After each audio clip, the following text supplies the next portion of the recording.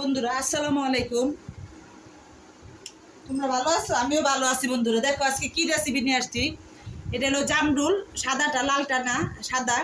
এটা হলো আপেল, হ্যাঁ, কাঁচামরিচ, এই যে আম, এই যে জাম, জাম বলি না, যে ডায়াবেটিসের উপকার হয়। এই যে জামটা বিচিটা যেভাবে কষলায়া 5 কেজি জাম নিবা, নিয়া এই যে এরকম করে কষলা বিচিটা আলাদা করে ফেলাইবা। বিচিটা আলাদা কইরা এই বিচিটা রোদ্রে শুকাইবা। এই যে এরকম করে বিচিটা রোদ্রে শুকাইবা। এই যে রোদ্রে শুকাইয়া একদম ব্লেন্ডারে ফাঁকি করবা, গুঁড়া করবা। ব্লেন্ডারে গুঁড়া কইরা প্রতিদিন 1 চামচ করে খাবা বন্ধুরা। এই যে 1 চামচ করে প্রতিদিন এই গুঁড়া, এই যে বিচি আমি প্রতিদিন চাপাইয়া খাই বন্ধুরা। কতক্ষণ সময় আমি গুঁড়া করি, লাস্টের দিক দিয়ে 5 কেজি 6 কেজি করে কিনা গুঁড়া করে রাখা দিই। এখন মনে করো প্রতিদিন আনবো, আর এমনি ব্লেন্ডার করি না, চাপাই খাই ফেলাই। কারণ আমি উপকার পাইছি দেখে তোমাদেরকে বলি বন্ধুরা। আমি এখন এটা দিয়ে জুস বানাবো।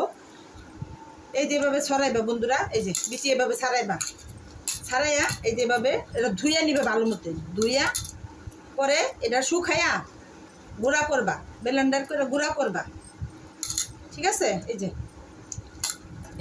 এইভাবে ছাড়াই গুঁড়া করবা, নিবা, ধুইয়া পরে দিয়া এটা একদম শুকাই ফেলাইবা। ছাদের উপরে দিয়া শুকাবা। শুকাইয়া বিচি, এইটা না চামড়া না, বিচিটা, এটা আমি এখন ব্লেন্ডার করবো। এই যে দেখো, এই যে আমি এখন জুস বানাবো। দিয়ে দিলাম এই যে জামরুল দিলাম, ঠিক আছে, আপেল দিলাম, এই যে জামরুল বেশি দিব না, এই যে কাঁচামরিচ দিয়ে দিলাম, ঠিক আছে, এই যে আম দিয়ে দিলাম। কমে নেই, পরে আবার দিব নে। এই যে লবণ দিয়ে দিলাম,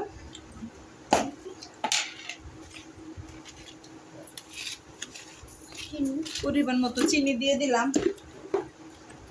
দেখো এই যে পানি দিয়ে দিলাম।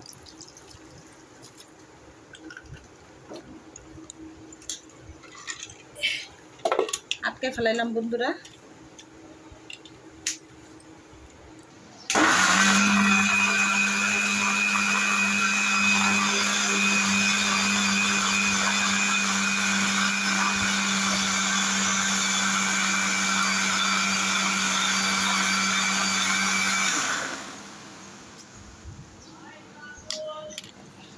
আর একটু দিয়ে নেই আম।